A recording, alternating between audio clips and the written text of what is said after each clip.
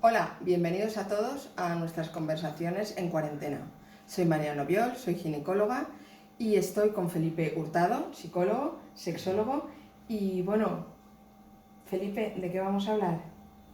Pues yo pienso que tenemos que hablar de la situación que tenemos con la incertidumbre, que es una palabra que preocupa, porque da una falta de sensación de control en esta situación de pandemia y que debido a las distancias, a la distancia social y al confinamiento realmente puede afectar a la salud sexual y reproductiva.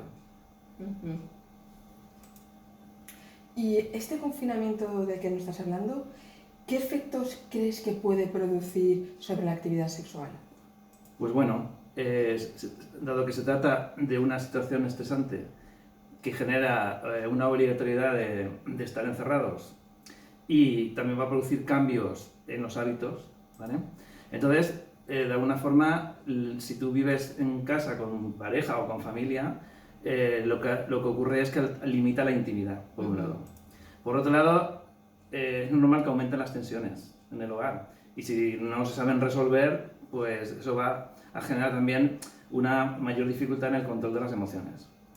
Por otro lado, hay unas preocupaciones sanitarias, sociales, económicas, laborales, que también nos tienen ocupadas la cabeza y también nos generan esa mayor dificultad para estar con una relajación y una actitud proactiva hacia lo que es la sexualidad. Entonces, esa alteración de emociones va a generar inhibiciones psicológicas. ¿Y qué factores podríamos decir que van a influir en esta actividad sexual? Bueno, pues por un lado tenemos los rasgos de personalidad. Hay personas que son, diríamos, erotofílicas, que son aquellas personas que son proactivas hacia la sexualidad y ven la actividad sexual como una forma de bienestar. En cambio, las personas que son erotofóbicas justamente tienen una actitud totalmente contraria. También va a depender de la calidad de satisfacción sexual que tendríamos antes de la situación de la pandemia. Y, por supuesto, diríamos que de las medidas de control sanitario y social que hemos dicho que están aquí y que realmente nos afectan. El nivel de comunicación en la relación de pareja es fundamental. Y, por supuesto, el grado de conflictividad que pueda haber y, como he dicho antes, el que se pueda saber manejar de una forma adecuada. Dado que tenemos un tema de intimidad, es muy importante que tengamos unos ambientes adecuados de intimidad para poder tener esa actividad sexual junto con tiempo suficiente para la práctica. Y finalmente están las preocupaciones personales, familiares, por motivos de salud, económicos y laborales que he comentado antes.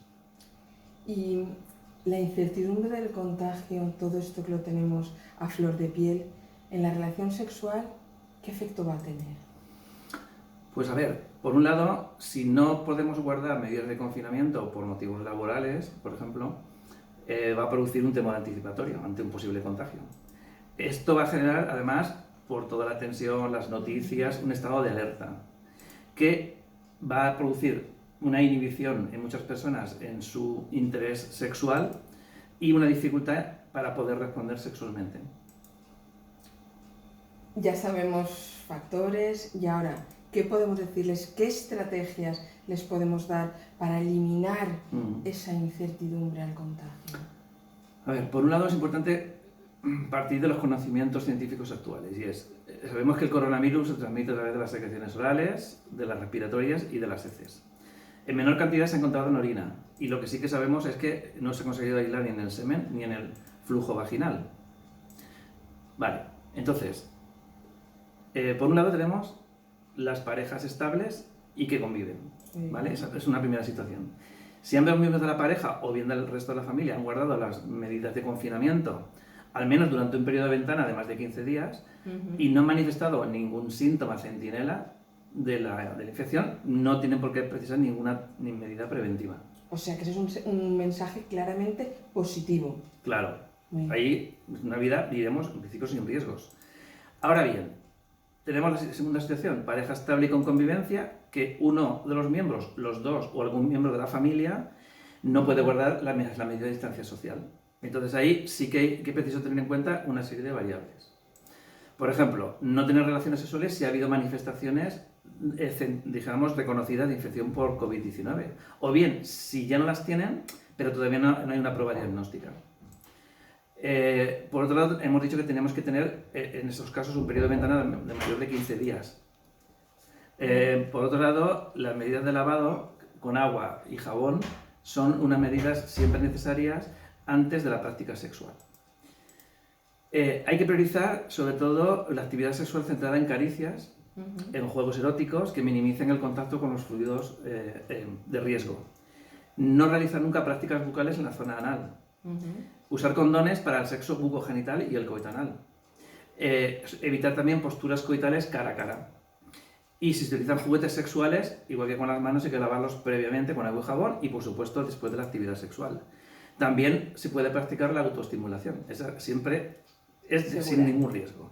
Y, por supuesto, nunca tener relaciones con parejas esporádicas, salvo que sean virtuales. Muy bien, ya tenemos parejas sexuales virtuales. Muy bien. Nos queda el tercer caso, que serían las personas sin pareja. Entonces tenemos la práctica de la autoestimulación, es una práctica, como hemos dicho, sin riesgos. Ahora, es conveniente el lavado de manos, como siempre. Si utilizamos juguetes sexuales, lo mismo que antes y después. Y las prácticas sexuales virtuales. ¿Vale? Y con todo esto que nos has contado, con esta situación que hacemos, ¿qué podemos decir para mantener el deseo y la satisfacción sexual? Pues tenemos que... De COVID. Claro. A ver, es muy importante trabajar los espacios de intimidad para que haya una posibilidad de abandono. Por otro lado, no hay que olvidar, como siempre, la seducción. La seducción es importante y el erotismo para crear un ambiente y un deseo. El aumento de la comunicación, fundamental. Y romper rutinas ampliando variedad de estímulos sexuales y sensuales. Tu opinión personal, tu opinión sobre todo profesional, ¿crees que esto nos va a pasar factura, que van a haber cambios en la práctica sexual tras el desconfinamiento? Seguro, porque a ver, los cambios en hábitos de vida que hemos desarrollado en esta temporada y la forma de relacionarnos como resultado de ese miedo al contagio necesariamente incidirá en cómo nos vamos a expresar nuestra actividad sexual en el futuro. Eso por un lado. Por otro, también supondrá realmente una mejora en nuestras actitudes de responsabilidad en relación a la salud sexual. Lo mismo que ocurrió ya con la aparición del VIH-Sida. ¿Vale? Por lo tanto, nos cuidaremos más y esto a su vez ayudará a que cuidaremos a los demás. Un mensaje claramente positivo. De toda crisis tendremos que sacar algo positivo. Claro, tenemos que aprender de las situaciones y lo que hemos aprendido mantenerlo posteriormente. ¿Y qué habilidades? ¿Qué habilidades nos puedes aconsejar? ¿Qué tenemos que hacer para superar el estrés del confinamiento y sus consecuencias? Pues a ver, sobre todo tenemos que controlar las emociones y para eso tenemos que parar los pensamientos negativos, los pensamientos catastrofistas y más con todos los mensajes que estamos continuamente oyendo. Que no vean tanta tele, tanta Sí, noticia negativa. Claro, y leer, escuchar música, tener tiempos para reflexionar, usando distracciones cognitivas, conductuales y o sensoriales, por ejemplo, pues, oír un concierto, una buena lectura. Ventilar sentimientos. Es muy importante ventilar tus sentimientos compartiéndolos. Tener rutinas que nos ayude a tener pues eso, unos horarios y unos hábitos, junto con, en el caso de convivir, repartir las tareas domésticas, como siempre hay que hacer de todas maneras, para, digamos, tener los tiempos de relax. Y solucionar los conflictos de la convivencia que van a surgir, junto a darnos gratificaciones, o sea, querernos. Muy bien. ¿Y toda esta situación crees que va a tener unos efectos en los derechos sexuales y reproductivos que tanto luchamos por ellos? Pues es de conocimiento, por otras pandemias anteriores, que las pandemias exacerban las desigualdades sociales ya. Que ya existen, sobre todo en las poblaciones más minoritarias y como también en las diferencias entre las relaciones entre hombres y mujeres. Esto aumenta esa discriminación y la posibilidad de que haya más posibilidad, por ejemplo, de violencia. Por otro lado, las mujeres representan el 70% más o menos de la fuerza laboral en el sector salud y en los cuidados. Por lo tanto, están más expuestas a sufrir riesgos. Entonces, en estas épocas de crisis ya estamos viendo cómo los datos que están apareciendo públicos sobre violencia de género en el hogar y violencia sobre intrafamiliar, sobre menores, están aumentando debido a las tensiones crecientes que hay y esa falta de intimidad. Y además puede aumentar las agresiones y los abusos sexuales. ¿Vale? Por lo tanto, otra de las cosas que pueden afectar a los derechos sexuales y reproductivos es la provisión de materiales y de productos para la salud sexual y reproductiva que puede verse afectada como resultado del aumento, dijéramos, de los recursos frente a la pandemia. Y también porque las redes de suministros pueden verse afectadas. De hecho, se están visto alteradas. Por lo tanto, y por acabar, la provisión de apoyo también a la salud mental y psicosocial es parte fundamental de la respuesta para las personas, las familias y la comunidad. Y entonces, yo ya llevo un rato hablando y yo creo que tú como ginecóloga, ¿qué dirías para la salud sexual y reproductiva en esta época de incertidumbre? Bueno, como dice Felipe, es una época de incertidumbre y es una época en que las noticias, todos los días tenemos noticias nuevas, datos nuevos, protocolos nuevos. Lo principal es una situación nueva. Y como ginecóloga, mi consejo es, como dice Felipe, cuidarnos, cuidar nuestra salud a nivel general y no dejar de utilizar el anticonceptivo.